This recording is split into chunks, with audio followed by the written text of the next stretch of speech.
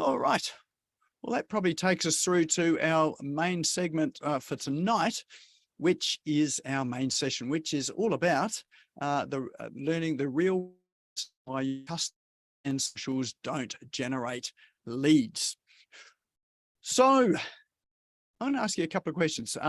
Now, because this is more of a workshop style, some of you may be excited when I share this, some of you not, but I do not have a PowerPoint presentation. So I'm not going to sort of give you death by PowerPoint tonight.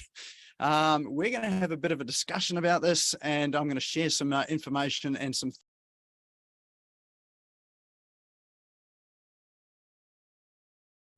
Nick, you've muted yourself. Excellent. I've muted myself. Thank you for that. All right. So I'm going to share tonight some things that I notice with people's digital profiles and their strategies, and some things to try and fix it and stop you doing what you shouldn't be doing that is really hurting your conversions. So first thing is, can I just ask a quick question? Well, I've asked for permission, but I'm going to ask this question anyway. How many people here have in the past or now running ads on, say, Facebook or form like that? Just give us a show of hands who has run ads in the past or running them now. Okay, a few of us here. Who's never run any ads on the online networks, just as a matter of interest? Okay, perfect. Okay, excellent. So it's about half the room as well. So, so along with that, for those that have run ads, how many people here felt like they lost money on the ads? Okay. All right. So a few of us who actually made money on the ads, they actually made more than they spent. Okay. So yeah, definitely expect Jeff to do that, because he had a fairly substantial ad spend in Sydney when he had his business there. But so that's interesting. One hand made money with ads, rest of them didn't make money. All right. And there's a reason for that. And I'll talk about what that reason is. Most people make this mistake. And unless you get this right, you're going to continue losing money when you're running ads. Aldrin, yes, she said, or no, lost money. Not quite sure. You did lose money, or well, you didn't. I think you meant you did lose money. All right. And one other question too. Who has found that certainly in the past couple of years or so, that your social media engagement or your social media reach has dropped off? You're just not getting the reach that you used to. Anyone found that? Yep. Anyone found they're getting more reach today? I'd be no hands going up. Excellent. Perfect. All right. Actually, I'd just like to take this time here at the moment to welcome Jane Whitred here. I see she's actually in a hospital bed at the moment, and she's watching us from Pindara Hospital, so she's not doodling or whatever. So great to see you here, Jane, and good to be with you here in our hospital as well too. So definitely social media engagement or reach has been impacted majorly. I'll just give you an example as to what has happened recently. And that is that someone was telling me the other day, who is in the health profession, that their reach has just absolutely tanked. And the reason for that is that Facebook is now censoring things that are medical posts or anything to do with people's health, just because of what's happened over the past 2 years.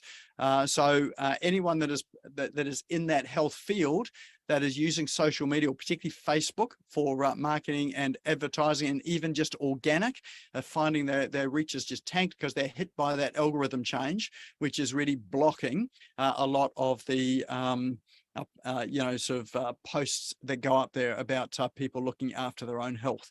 So so there we've got an example where some decisions are made by the platforms that you use to do your marketing and advertising that you have absolutely no control over. And if you're 100% reliant on that platform for business, then all of a sudden you've got your platform there, or your marketing process overnight has gone out. Now, I did share an example today of a Aussie business. Anyone heard of Deliveroo? Yep. So Deliveroo is a delivery service. They had, I think, push bikes and motorbikes around the place. People could ring up, order food. They were Australians' competitor to things like Uber Eats. I'm not sure whether Deliveroo got to New Zealand, or you may have equivalent ones in New Zealand as well too. But they did incredibly well over the past sort of 3 now during the lockdowns. Why was that? Because people were locked at home and they were ordering takeaway food in. So they made an absolute killing period of time there, and they had some very, very fit bicycle riders who were almost riding bicycles for 24 hours as they were sort of delivering food. Yesterday, it was announced they've gone into receivership. And the reason why they've gone to receivership, why do you think they've gone into receivership, or what's happened? Any ideas?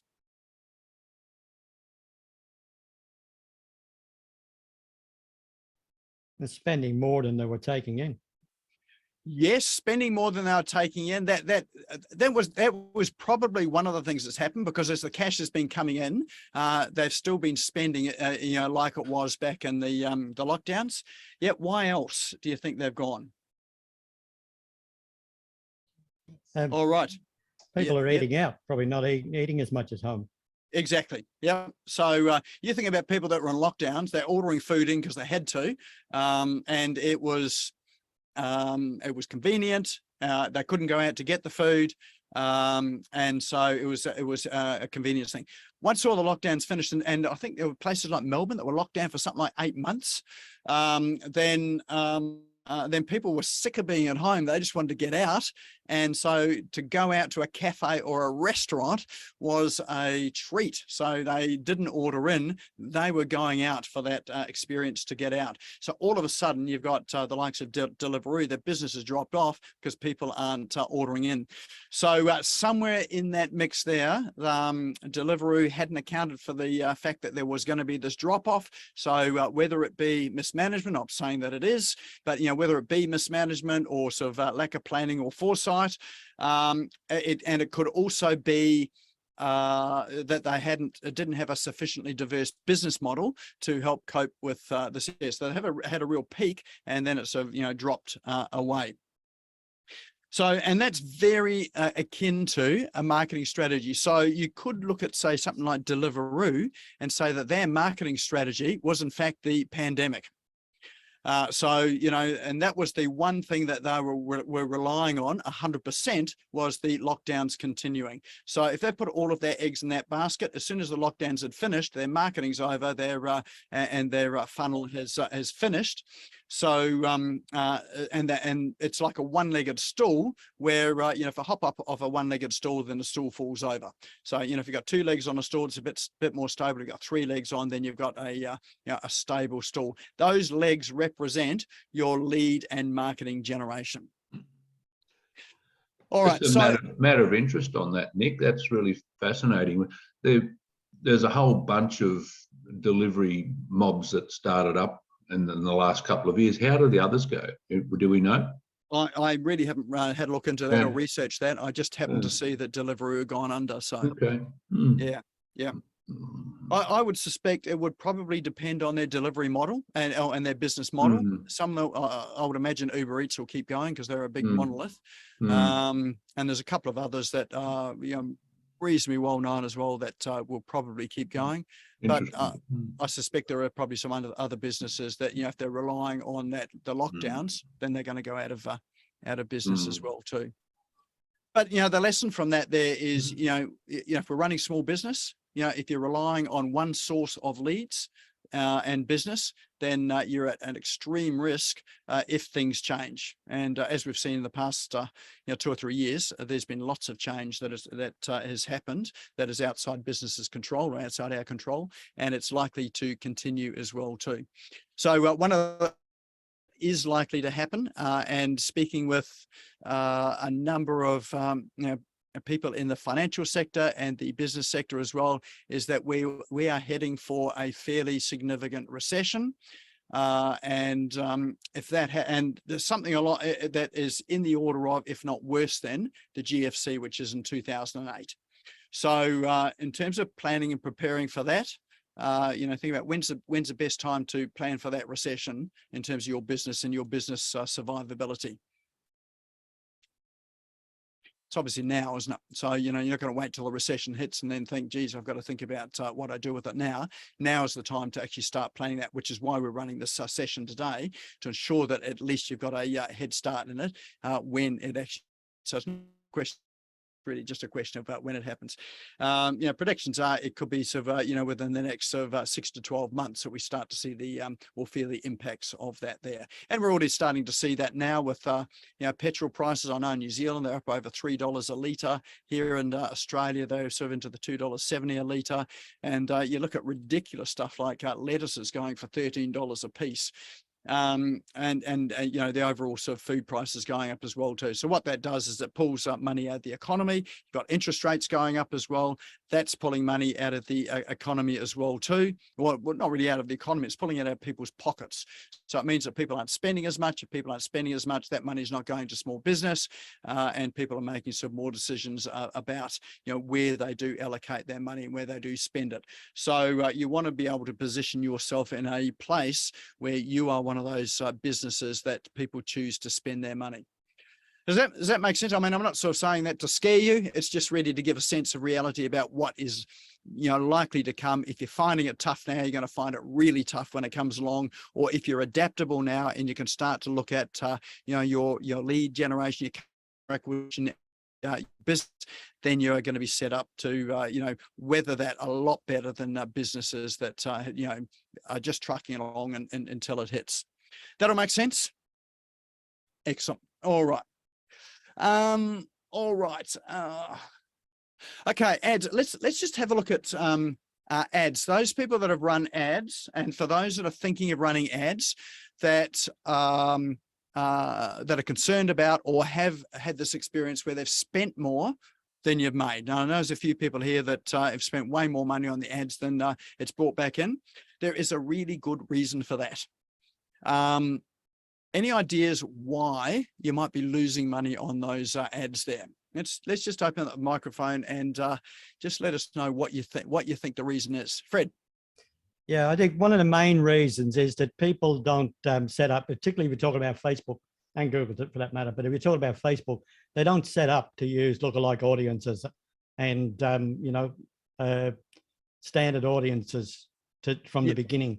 So a lot of people just start out and they shoot the shotgun and hope they're going to get somebody. So they're trying to get the input from everyone rather than just targeting a specific group.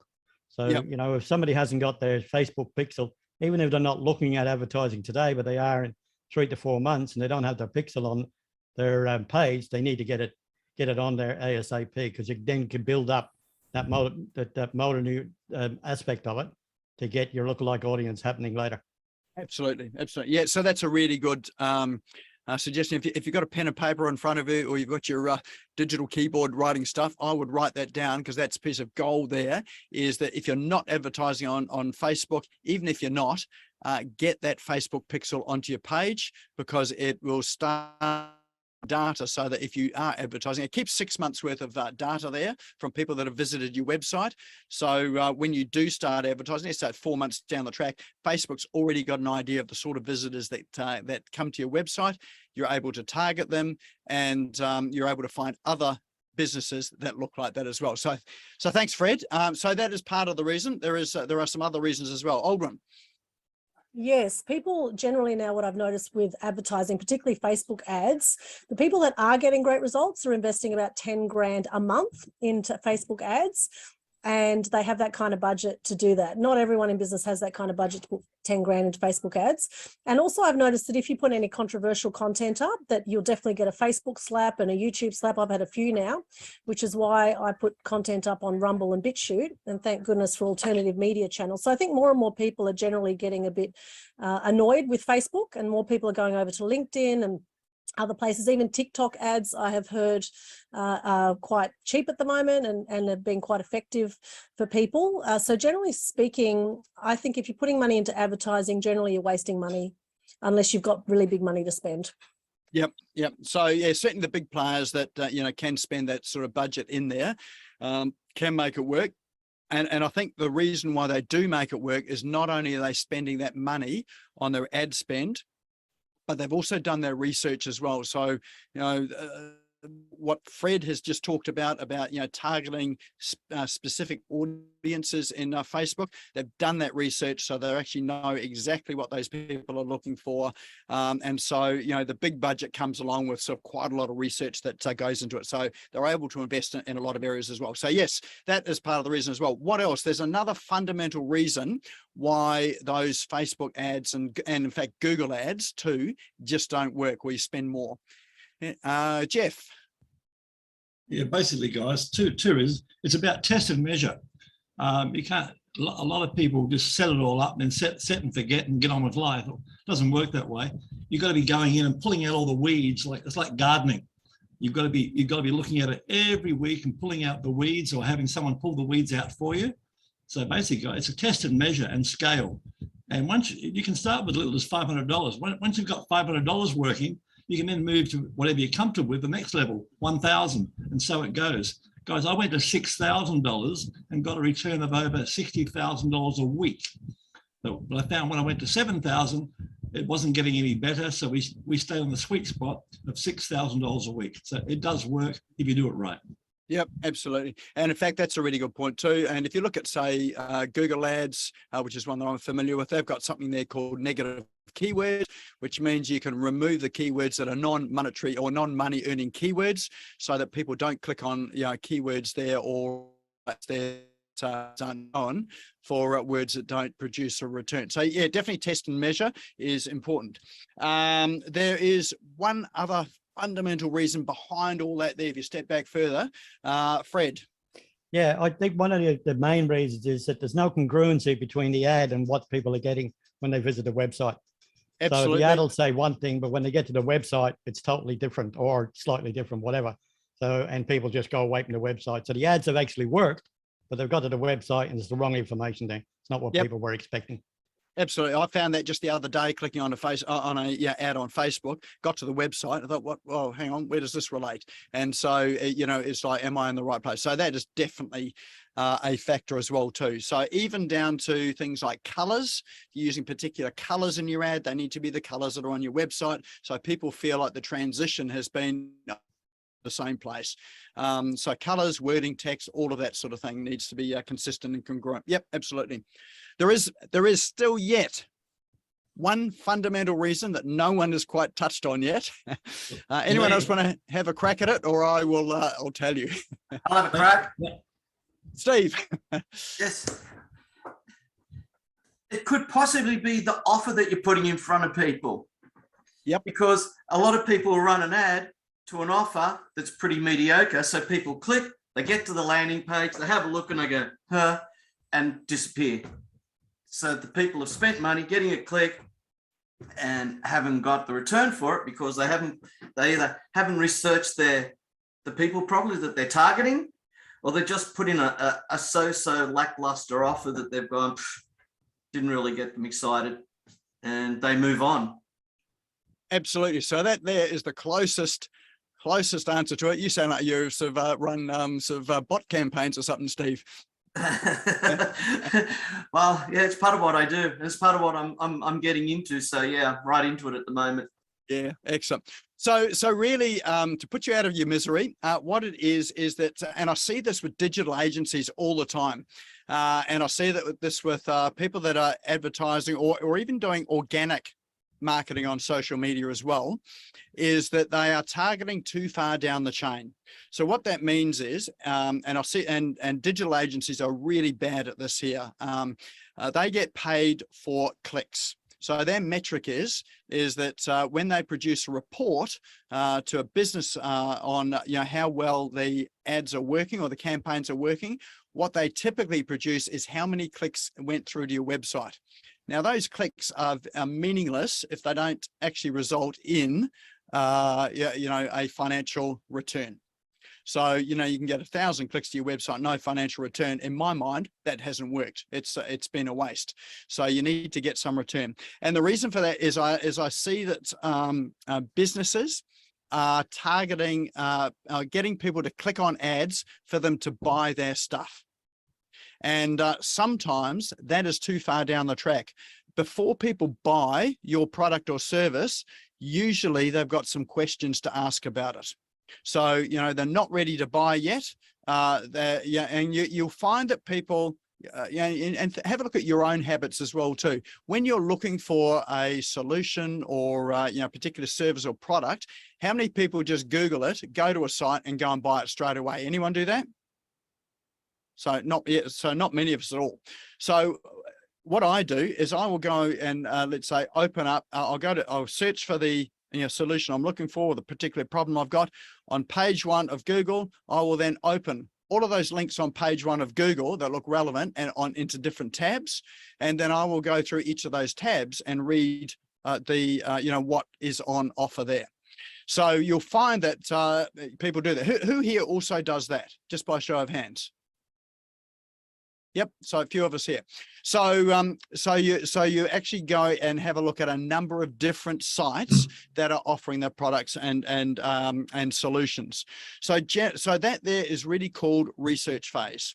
So what people are doing is they're researching what's going to be the best answer, solution, way for me to get what I want or to tackle what I want.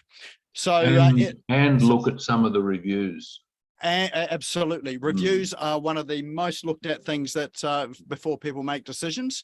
And so they will be looking at those things there. So if you're running ads or marketing in your social media posts or even Google, people your stuff, there's about 1 to 3% of people that are ready to buy right now because they've already done all that research. Everybody else, that 97% of people are looking around at the moment. You are going to miss out on those people there. So rather than getting people to go and buy your stuff, what do you think might be a better way to actually get that revenue or to get people to spend money with you? What would be a better way to run your marketing and ads? Offer them something free first. Offer them something free first. Yep. So you could definitely offer them something for free for first. So what in terms of that there, what would you offer them?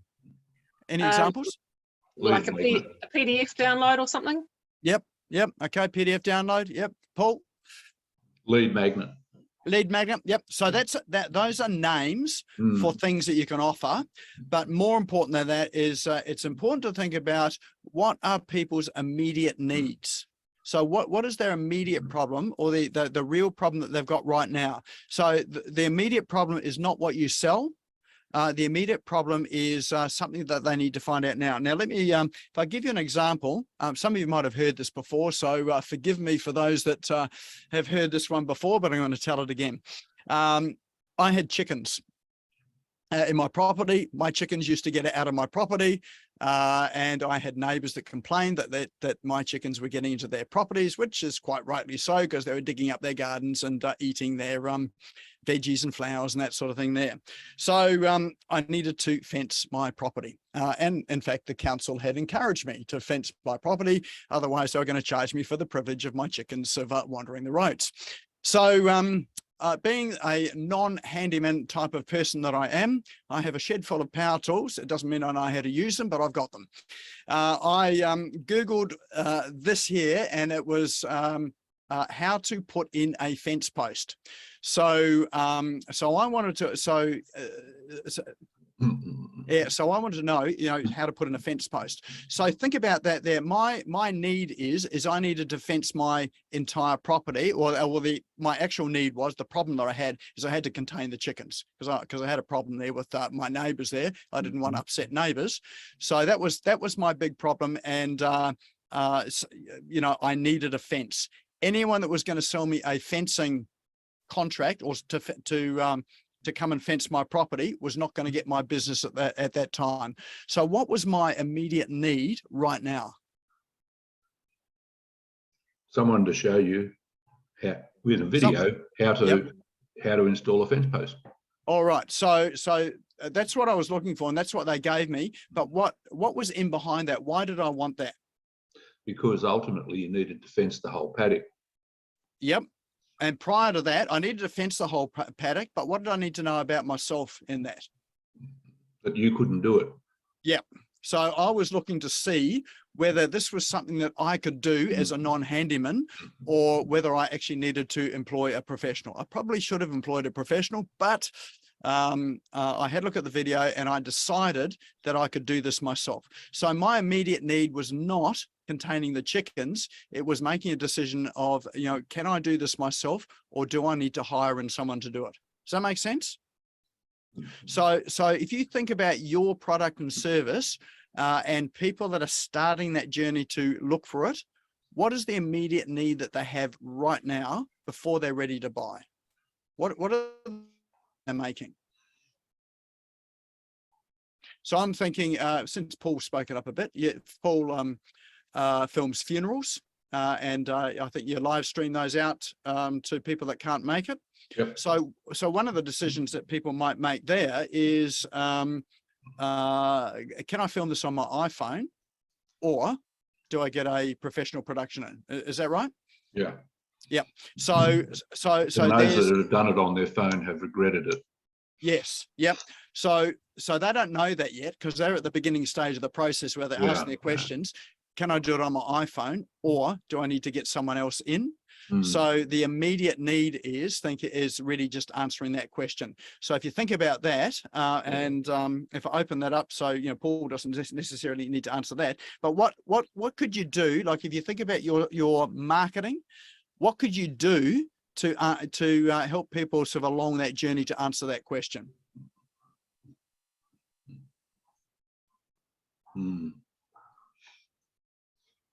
Pros and cons. Yep. Advantages and disadvantages. Yep. Talk about quality. Yep. So in fact, you could directly answer that question as well too. So you might have you know, someone you know, can you film a funeral service, or is it worth risking filming a funeral service on your iPhone, and or your Samsung. Or Samsung, yep. Yeah. And here's what you can do is you might give people some pointers on what to do to produce good videos on a phone. So what you're doing is you're providing some helpful information in there. What I would also do with that is also provide some things that they can't do. So Totally. some things that you can't, well, what are some things that you can't do on a mobile phone, Paul, that you can do as a professional videographer? Use 2 or 3 of them and switch between them into the stream. Yep. Okay. I do multi-camera live streaming. Yep. So you can have 3 iPhones going, but how do you stitch all that together? Or 3 phones going together? How do you stitch it together? Really hard. In a live stream. Yep. And also good quality audio. That's one of the most important things when producing a good quality video, because and people don't realise it, that the picture can look miserable as long as you can hear clearly what is being said. If you can't hear, it doesn't matter how good the picture is. There's no point. So, and people will forgive a bad visual, but they won't forgive a bad audio. Yeah, correct. That'll frustrate them. Yeah. So can you see what's and you happening? You can't do that on a phone. You can't. No, you can't. So you get the echoey sort of thing if it's at the back of the room, whatever. So here's what's happened here. So you might have this in a blog post. You might have it in a a download. I would suggest that would work really well in a blog post. I wouldn't put that behind a firewall where people have got to give you their email address to get that information. I would have that in as a blog post where you give them some tips about how to create good videos on a phone, and then you introduce some major problems and drawbacks of videoing on a phone for live streaming for an event like that, and an important event like that there. So what that blog post is now doing is it's starting to sow some seeds of doubt in people's minds as to whether they should be risking doing it themselves or hiring a professional. Does that make sense? Yeah, it's totally right. Yep. Yeah. So the harder you make it look, the more likely they're going to come and get me to do it. Exactly. So, and the psychological impact about that from a psychological perspective as well too, is that when people then start having these seeds of doubt in their mind, thinking, oh, well, I wonder if I can get the audio right.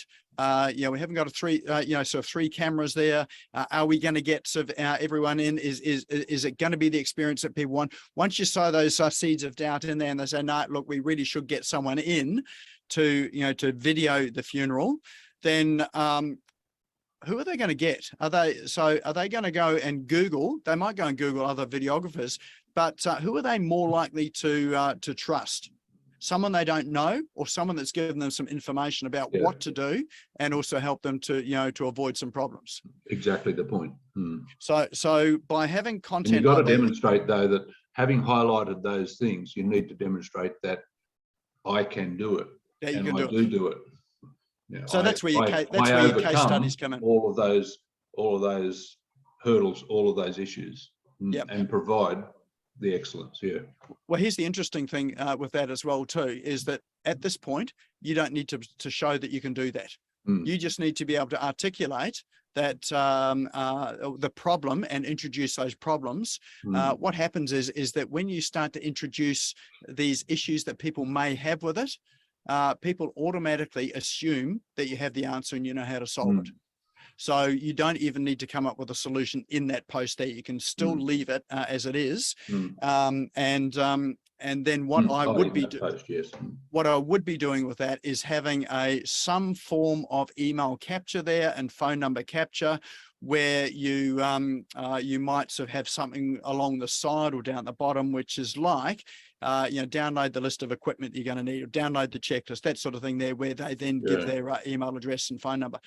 So if you think about the difference between advertising for videoing a funeral, your funeral videoing services, versus a link to your blog post, which talks about how to you know, video a funeral, which one do you think is going to get you know, or more likely going to get you an email address or a contact onto your list? So it's going to be that blog post. It's because it's too far down the process yet for people to book a funeral photographer. They're wanting to find out whether they can do it themselves. So that's the immediate need and problem they've got right now. Is that making sense to people? Yep. So and also that because it's a relatively big ticket item, no one's going to buy just off the screen. They want to have a conversation after that too. Absolutely. I wouldn't try and sell online. Well, here's the crazy thing, is that digital marketers do that. They will take your money and they will send them to your bookings page to book you. So they will do that. Some people will buy, most people won't. So just step it back one, and so think about this for your business and your product and service. Step it back to, you know, people's immediate need. Your objective is not to sell them on the first date. Your objective is actually just to have a coffee and exchange business cards, exchange phone numbers, that sort of thing there. So so it's small steps, it's not big steps. And then so if your objective is to get their email address, then you can actually start to have that conversation with them. So in Paul's example there, you know, if you run a few social media posts on these sort of tips and tricks and you know, downfalls of you know, doing your own videography for funerals, then you can then, you know, once they've downloaded your, say, check to get, or some hints, additional hints and tips, now you've got an email address. And here's another must, that if you don't have this, then you are costing yourself so much business and money. It's just not funny. You need to have a CRM. CRM is a customer relationship management tool. And you know, traditional ones are, you know, things like Entreport, Infusionsoft, Agile, Drip, you know, those sort of things there. If you speak to someone like Steve Pfister, who's here, he uses a CRM that is in Facebook with, you know, with the bots. And that is that's a more specialist thing, which is another really good way of capturing your leads, you know, so you can communicate with people. Whatever it is, you need to have a CRM. And then when people download your your document, they contact your messenger, whatever it is, that you have got their details to then have a conversation. So the next point there would be you would follow them up with some form of additional helpful information. Again, you're not just sending them buy my stuff emails, you're sending them some additional information that helps them with that document that they've downloaded, the video they've watched, whatever, that sort of thing there, to help them along the process of making their decision. So you think about what's the next immediate need that they've got. So the next immediate need might be, I do need to get a professional, who should I choose? So you might send out an email as like, how do you choose, the best videographer to, give you the experience for your funeral? So you're giving them a checklist and information. Now, if you're giving a checklist like that, what I would do is research my competitors, and the checklist that I would make up would be one that if they were evaluating you, they'd be able to tick 100% of the boxes. They're evaluating your competitors. They're not. They're going to have some boxes that are unticked. So, think about how you can do that. So you're really highlighting, your strengths and what you do. Yeah. So you might have that conversation helping them with that problem. So once they've solved that problem, your next email to them might be, well, how much does it cost? So it's like, what do I get for my money? How much do I expect to pay? Because people are going to be thinking about pricing. So your next email might address that. Your next email might be sort of some case studies, some funerals that you've actually filmed that, that you can show, and, to show some of your quality. So this is where you start to show, what you do and your capabilities and how to do it. And so that's not your immediate thing. This is now quite far down the track as they're starting to get to the point where they're making a decision. And then, your last emails are things like, they can be soft call to actions, like, if you want to have a chat about, some of the questions you've got, contact us here, hit reply, that sort of thing. And your last ones might be, to book professional videographer, here's where you do that, or here's how to do it. So it's a longer sequence. It's like, I was going to say being on Tinder, but as I've never been on Tinder apart from research, it is a process there that, if you, and I'm just assuming this is how it happened, I've got no idea, is that, you meet someone on Tinder, you swipe, I don't know, is it left or right or whatever, you connect, and then you go out to a public place where you've got an easy sort of out or escape. In fact, I sat next to someone at a coffee shop recently who sat next to me and said, "Oh, are you my date?" I said, "No, I don't think that's me." And so she was waiting for a date, but I think that I was also her out as well, just in case the date that turned up was not a good fit for her. Not as handsome as you, eh? Exactly. Yep. So it's a progressive process before, you might sort of go out on holiday. So, your lead generation process, your customer acquisition process is just that as well. There are some where that's not the case. For most of our industries, that's going to be the case. For the industries where that's not the case, it is where there is an emergency. So someone has got a leak in their property, their water cylinder has burst, they need to get it fixed. That's an emergency. They need to get a plumber in. They don't care, they really don't care who it is, as long as they're quick and they can get there now. So that case there, it's pointless having that sort of blog content there. Too long. That one there is an instance of sell. So in that case there, it's helpful just to have your content there, just go straight to your booking and inquiry page. But for most of the rest of us, we just need to sort of, warm people up and take them through that journey. Yeah, you're right there, because even in my own business, there'd be a huge difference in the lead time to a funeral as compared to a wedding. So absolutely, you could go through that process for a wedding, which I don't do anymore. But for a funeral, often it's a case of it could be only 2 days or a week, usually, average about 5 to 7 days notice. So they don't have a lot of time. So really the point behind that is to really have a look at your customers, their length of time they purchase. What are the decisions they make during the process of purchasing your products and services? How long does it take? What are the questions they're asking? What are they searching for? How long does it take? And and having the answers to that is what you send them to in your marketing. Don't send them to the end sale. You're sending them to the things that are going to answer their questions that they've got right now and today. That make sense? All right. So that there comes down to stop selling your stuff and just start solving people's immediate problems. If you focus on that, then you're going to be successful with it. The other thing too is you really need to be building a list.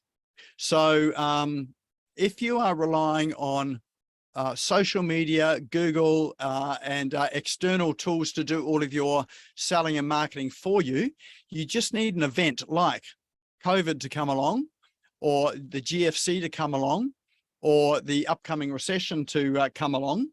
And that's your marketing can stop overnight.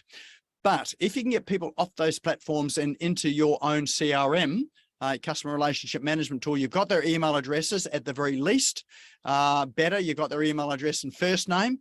Even better, you've got their email address, first name, and a phone number. If you can get those into your control, then these external events that happen, yes, they're going to impact you, but you've got a means of being able to communicate with people. You can adapt quite quickly and easily, and you're not having to rely on other third-party platforms. So so my recommendation is if you have you should get to a list of 1,000 people to start with. How many people have got 1,000 people on their database at the moment? Okay, there's a few of us here.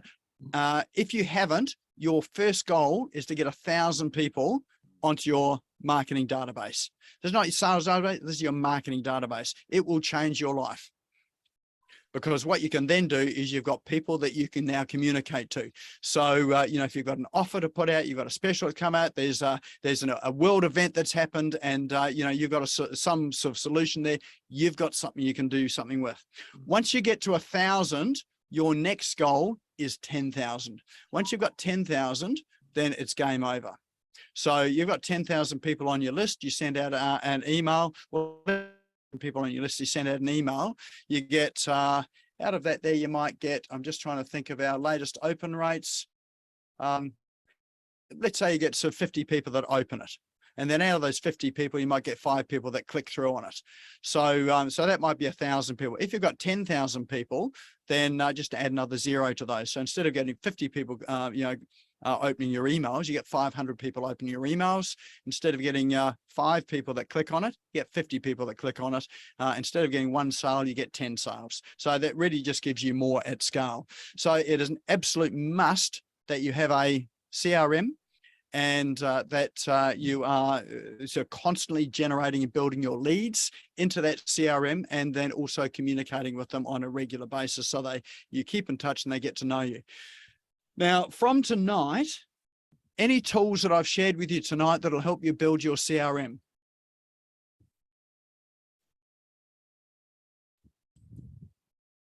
There is one particular tool. Anyone remember what it was? That Snippy one? Snipply, yes. Snipply. So Snipply is a fantastic tool to help you build your CRM. You don't even need your own website. You can put it on other people's websites and share the links out. And it's also a good way to share content as well. So you can use Snipply to actually share relevant content out for people. So here's one of the, we used to produce a newsletter. I don't do it anymore, but used to write a newsletter once a week. Who here could commit to writing a newsletter once a week? There's one person there. Not many of us can. I don't have the energy to do it. It used to take me 0 time to create my newsletter. And I used to do it from inside my WordPress website.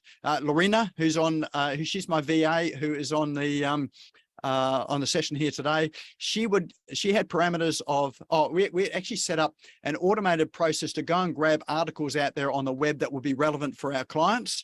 And we would bookmark them. It would automatically bring them into a portal there. Lorena would go through those articles and look for ones that would be of relevance to our clients, and would then take a snippet of it and create a blog post out of it. And the blog post was really only the title and image and the first paragraph. And so And then at the end of the week, so we'd publish those. I think it took about 20 minutes to publish a week's worth of, or grab a week's worth of content and put it onto the website. At the end of the week, we had a plugin for WordPress, which was a newsletter plugin that automatically sent an email out to all of our clients on the subscribers list with the title, the image, and the snippet of each of these articles. Now, people would then click on those and they would be taken not to our website. Well, they would come through our website, but they'll be taken directly to the article. But the important thing about that was that in their email inbox was our name, was my name. So every week they had something in there from me, and it was something useful and valuable. It wasn't selling them anything, but it was content that they got from me that was valuable for them. Does that make sense? A really, really simple thing to set up. And it means you don't have to spend a ton of time, creating newsletters. You can let other people do the writing. You're curating it for topics that people are interested in. Jeff. You're still one sec. You're still. I'm not. You're still doing that, Nick? I'm not, only because I sold that business and right. I just haven't re-implemented that. But it's a simple thing to set up. I've got one that is my trade secret. I go to a media group, and they'll sell you a whole series of newsletters, and all you do is just go and add your name to them, and you become the expert. Oh, awesome! Even better. Yeah. I think it's called from memory, Nick. I think it's called Click Media. Click Media. Yeah, and it's very cheap, and they're fantastic. And what they got these pain points. Like, for example, this month's newsletter might be about why you need to be better on a mobile website, which is a fact, because 60% of our market's probably on a mobile phone, right? So you can scare people, then ring them up and say, hey, do you see our article about the mobile website? Would you like us to? Yours looks crappy. Do you want us to fix it for you? Yep. So this is a newsletter that you don't have to put together. Someone else puts it together, Correct. distributes it, and you're the guest author. Yeah, you just brand it. You rebrand it. Oh, you rebrand it, so it becomes your newsletter. Absolutely.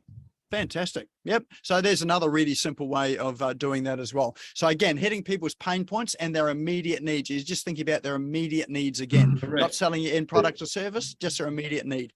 There's franchises do that as well. Like I was getting exactly the same newsletter from two different businesses that are part of the same franchise. Yeah, correct. Yep, absolutely. All right. Any questions about that so far? Is that all sort of helpful and making sense to you all? Yeah, I've got a question, Nick. Are you using there's a products out there? Are you using any video emails, Nick? Have you tried those at all? Yes, I am. So that's a really good thing to use. I use Bonjoro. And so the great thing about that, if you're putting out proposals, for instance, if you're in the business of putting out proposals to people, and you include a video in your email to that, with your proposal, your conversion rate will just go through the roof. And that was my experience when we started using that. Can you ask Lorena to drop that in the chat for us? Yep. So Lorena, if you can just find that, it's Bonjoro, Bonjoro. If you just Google that, you'll find that on the site. So if you grab that and drop it into chat. Thanks for that. That's perfect. Thanks, Nick. Yep. And that's another good point too, is that not a lot of people utilize YouTube as a marketing tool. And what you can do with it is you probably already get emails from people and questions from people that are the same questions. But who here gets the same questions over and over again and find they're saying the same thing over and over again? Yep. So that there's obviously a need that people have. It's an immediate problem that people have, or an immediate solution they're looking for. If you answer those emails in video form, load them up to your YouTube channel, two things will happen.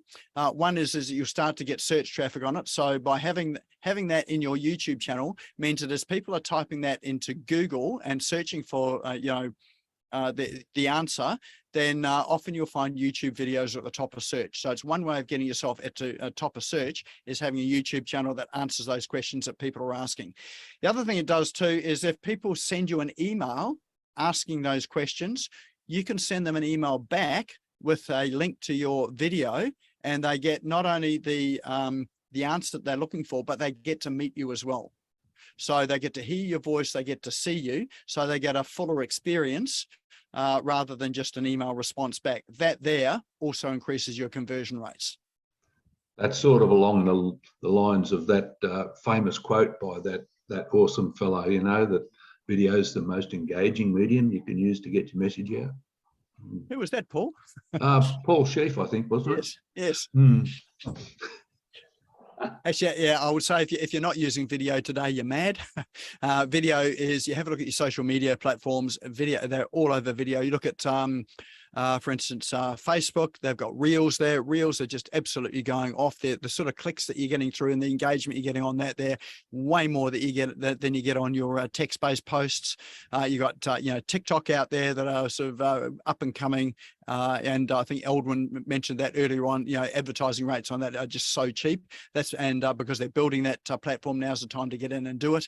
I do know a Facebook marketer who's now moving all of her clients off Facebook onto TikTok because it's cheaper. They get a bigger bang for buck, and that's where their audience is. If you think it's for young people, think again.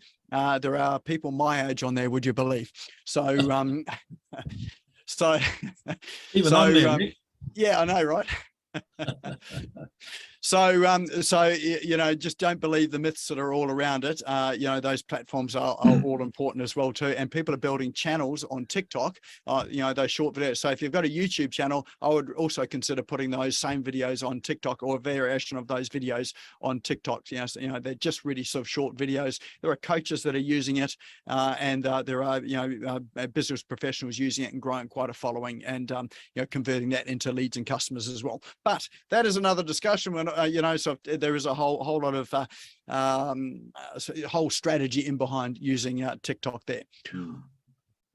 All right, I'm going to cover off one last thing because I haven't got nearly sort of close to all of the stuff we're going to talk about today, but we covered most of it.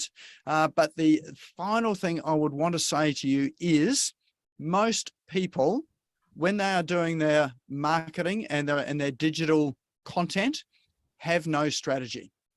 So what I mean by that is that they are very tactical with it. And I will put up my hand and say that was how I used to do it. So what that means is that someone comes along to them and says, you should do Facebook ads because Facebook ads are the best way to get new customers. So a tactical thing is great.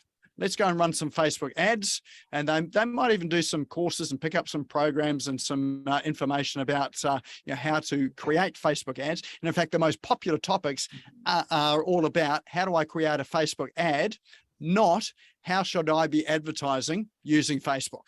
So the mechanics of creating an ad is, I was going to say reasonably easy. It is reasonably complex, but you know, it's reasonably simple.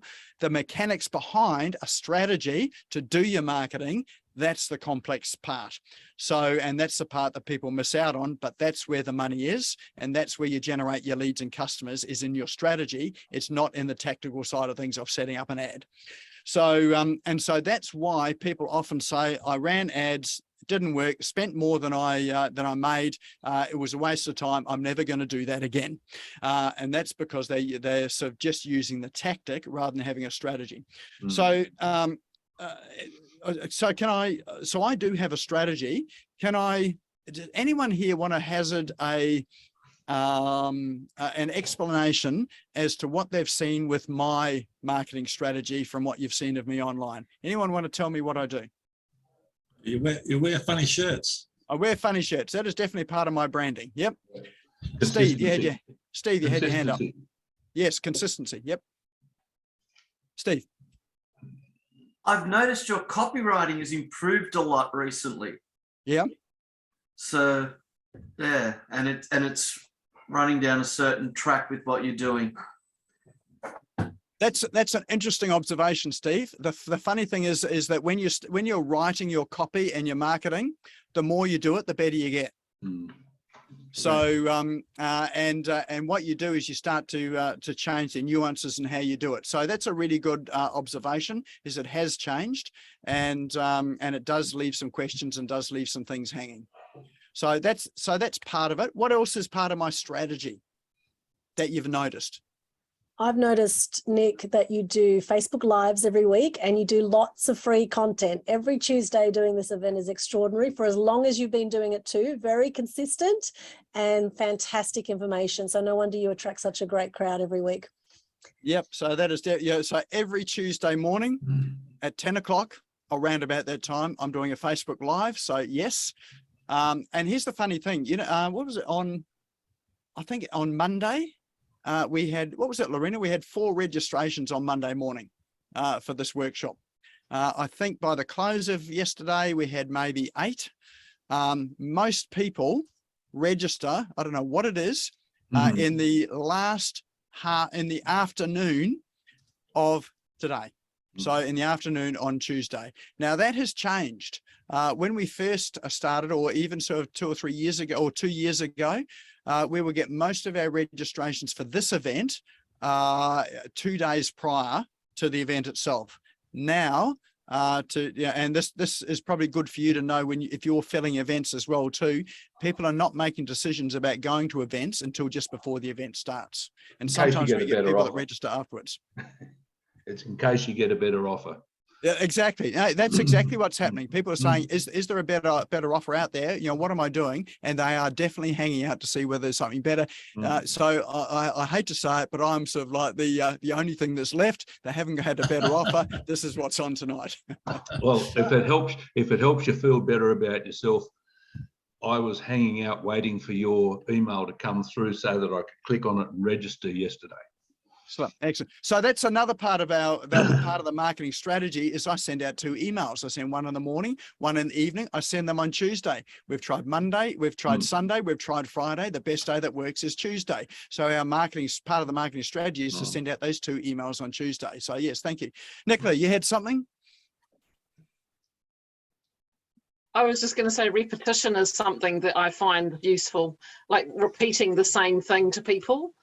Yep. Even though you think you get sick hearing it yourself, using something repetitively, like, the same phrase or the same, these cool business tips that you always have on your shows, on these evenings, and anything that's a core value of what you do, just keep repeating it, repeat it. Repetition is absolutely key. You'll notice that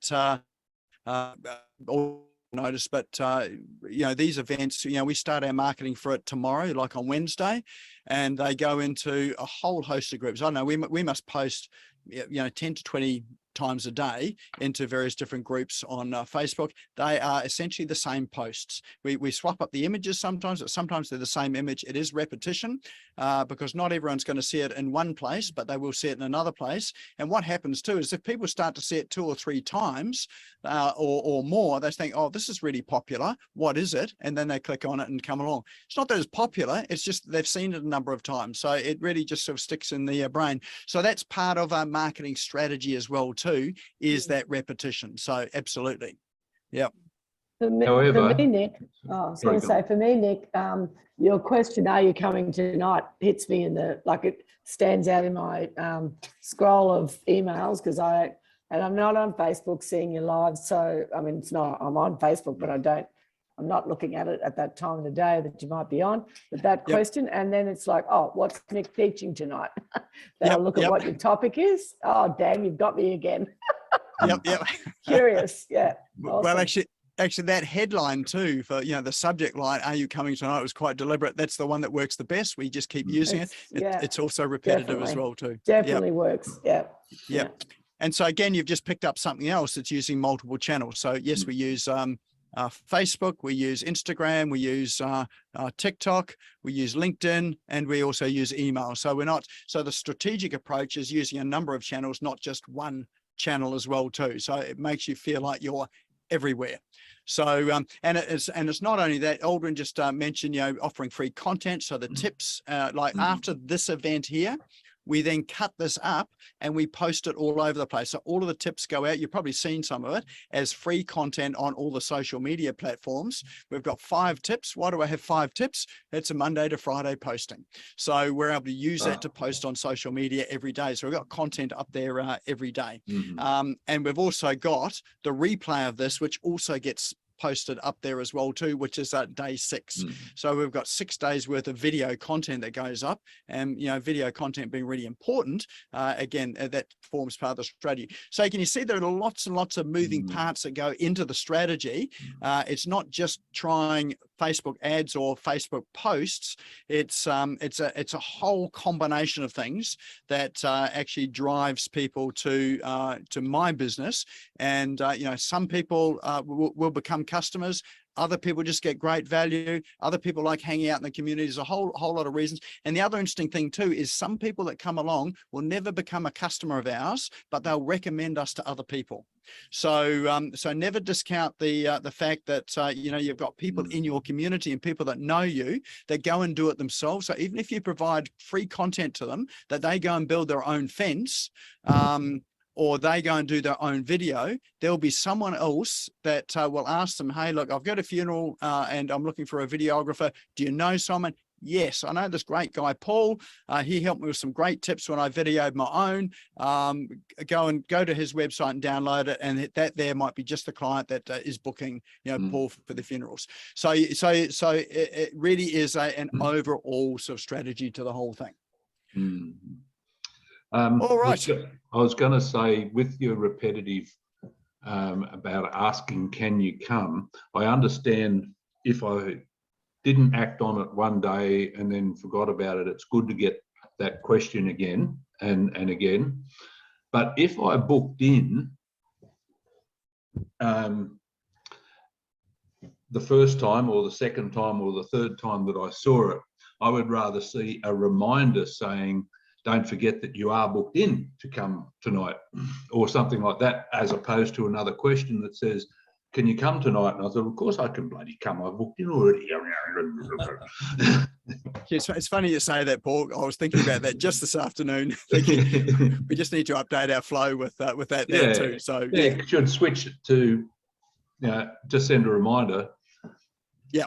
And so again, that's another important thing. It's like you can't do everything all in a day.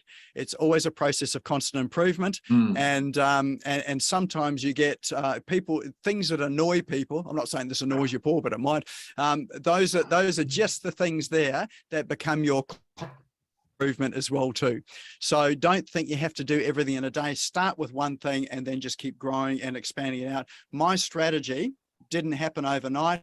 I've been doing for 10 years now. So it's been accumulation. We've dropped some things off. We've added some things in. We've changed as things happen. But for the new business that we've had, it's only been what 2 years old.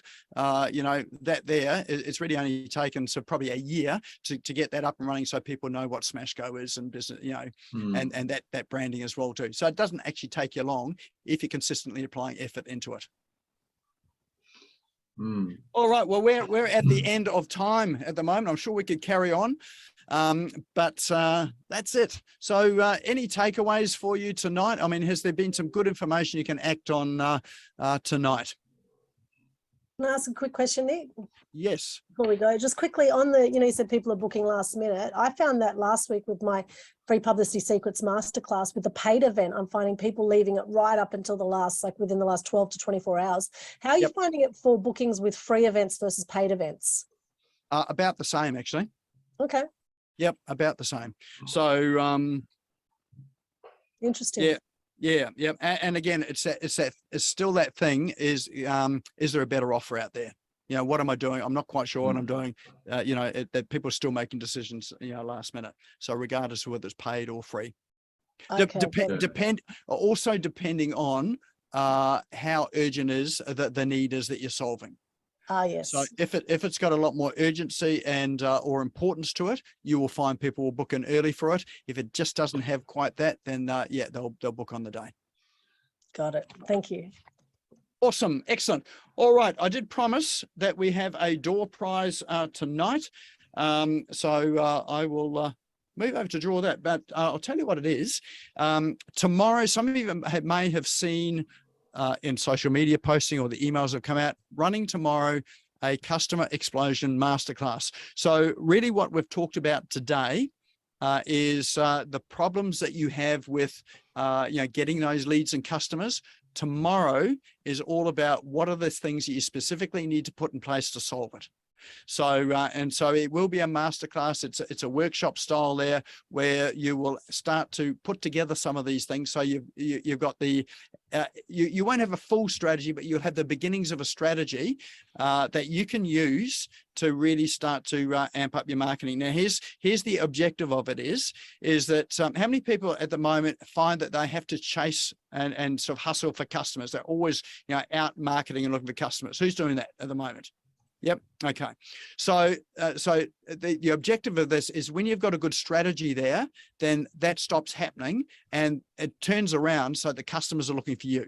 So, so rather than having to, have all of this outbound marketing, you've got a lot of inbound inquiries coming in. So if you imagine the difference between having to try and find, I don't know, sort of 10 new customers a week, and you're out there, having to talk to or, communicate with in some way, shape or form 200 people versus just having 10 emails into your inbox or phone calls, which would you prefer?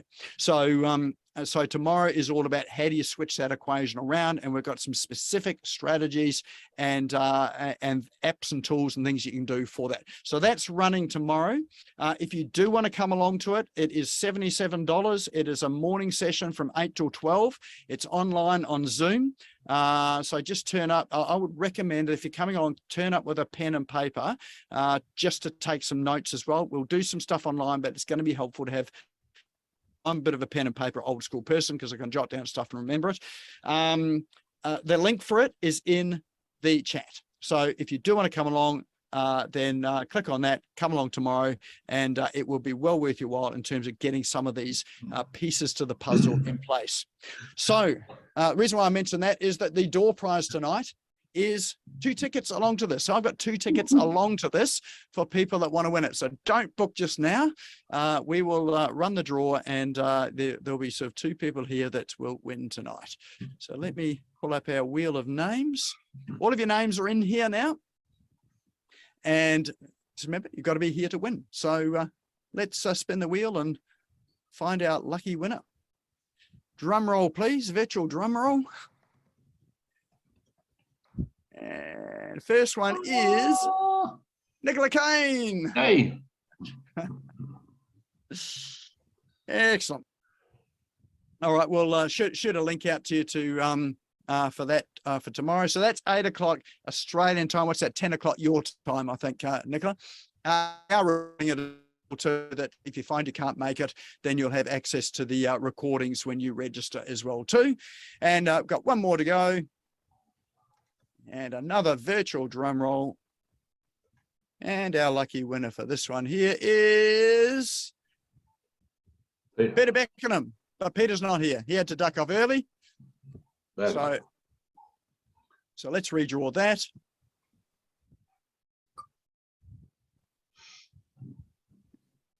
And this time it is Aldwin. Yahoo! Yay, awesome. Thank you so much. Excellent. All right. Well, there we go. That's our session for tonight. Hope you found it valuable and that you've got some things that you can do to really level up your lead generation and your customers and get your websites working. The essential thing that I did mention was a CRM. You need to have a CRM. If you haven't, feel free to contact me. I can give you some recommendations, help you set it up if you need that as well too. If you want to watch the replay of this, it will be up on our SmashGo YouTube channel tomorrow afternoon. So the link there will be in chat to the YouTube channel. Best thing to do is to go and subscribe to it. Click the bell after you've subscribed, and then you'll get a notification that it is there. But apart from that, I'd love to see some of you at the masterclass tomorrow. The link is in chat. Now is a really good time to save the chat, with those 3 little dots on the right-hand side. When you do click those 3 dots to save it, you will see a link there that will say show and find or show on your computer. Click that link and it'll just open it straight up for you, so you don't have to go off and search for it. So, and for those of you who don't make it tomorrow, love to see you again next week. And so thanks everyone for coming along, and have a sensational week. See you next time.